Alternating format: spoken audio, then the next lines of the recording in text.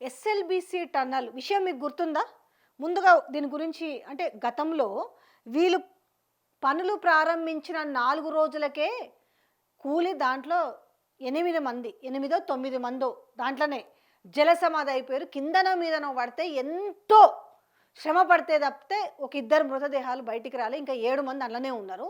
కానీ దీన్నట 20 ఏళ్ళలో పూర్తి చేస్తారట. అన్ని పరికరాలు సిద్ధం చేసుకోవాలని, టన్నలు పూర్తిని ఒక్కరోజు లేట్ చేసినా సహించబోమని జేపీ అసోసియేట్స్కి స్పష్టం చేసిన రేవంత్ రెడ్డి అట. ఇది మ్యాటర్. ఇంతవరకు దాంట్లో 7 మంది మృతదేహాలు ఇంకా జల సమాధిలోనే ఉన్నాయి. ఇంతవరకు తీసుకురాలే. ఇష్యూ ఎన్ని నెలలైంది?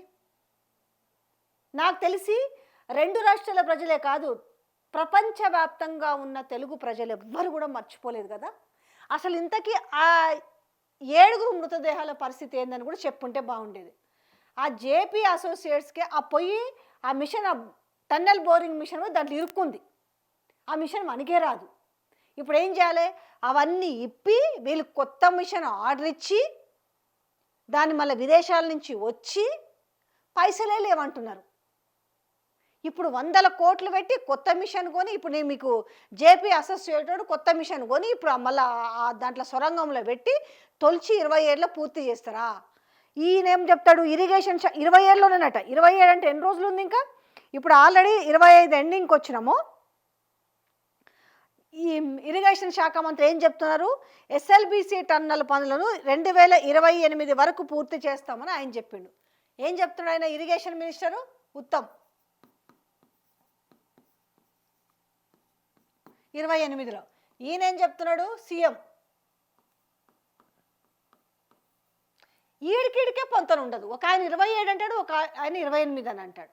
కనీసం ముందు ఆ 7 మృతదేహాలకు సంబంధించి కనీసం వాళ్ళ ఫ్లెష్ అని ఇప్పుడు దొరుకుతుంది, ఒక బోన్ దొరుకుతుందా కనీసంగా? దాన్ని క్లియర్ చేయలేకపోయింది ఇన్ని నెలలు బట్టంట. ఇప్పుడు నేను డిమాండ్ చేస్తున్న జేపీ అసోసియేట్ చెప్పినా ఒక్కరోజు కూడా లేట్ అవ్వడానికి లేదట. అసలు ఉన్న స్ట్రక్చర్ పనికొస్తుందా? ఇప్పుడు దాంట్లో టెక్నికల్ ఇష్యూస్లో ఆ మిషన్, ఆ టన్నెల్ బోరింగ్ మిషన్ అసలు పనికొస్తుందా? ఆ విషయం కనీసం ప్రజలకు చెప్తే అర్థమవుతుంది కదా.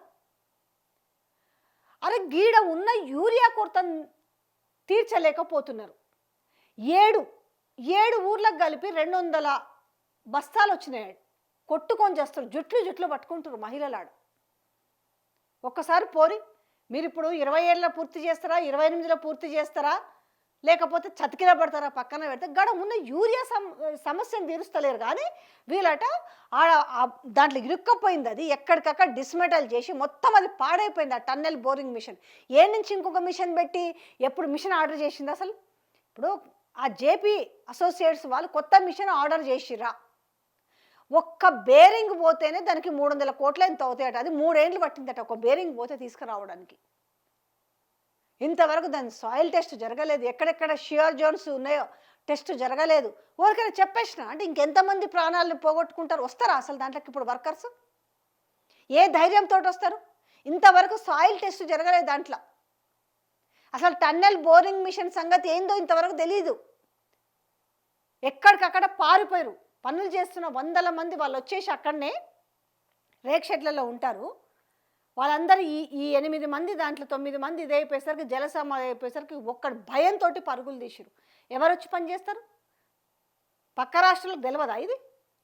ఏ ధైర్యంతో వాళ్ళకి ఏదన్నా ధైర్యం మీరు ఇవ్వగలుగుతారా? మీ ప్రాణాలకు మాది గ్యారంటీ అని వచ్చే కుటుంబాలకు ఒక గ్యారంటీ ఇవ్వగలుగుతారా? ఆ విషయం కూడా చెప్తే అది ఇరిగేషన్ శాఖ మంత్రి అయినా లేకపోతే రాష్ట్ర ముఖ్యమంత్రి అయినా కూడా చెప్పుంటే బాగుంటుంది. ఊరికేనే మనకు నోటికి మాటే కదా, దానికేం పెద్ద కాస్ట్ కాదు కదా, ఓ మాట అనేసి అయిపోతుంది కదా, ఫ్రీ. మరి ఇద్దరు కనీసం అనుకోరా? ఆయన 27 అంటాడు, ఇది 28 అంటాడు. ఎట్లుంది వీళ్ళ పరిస్థితి? వీళ్ళ మధ్యలో ఎంత అవగాహన ఉంది?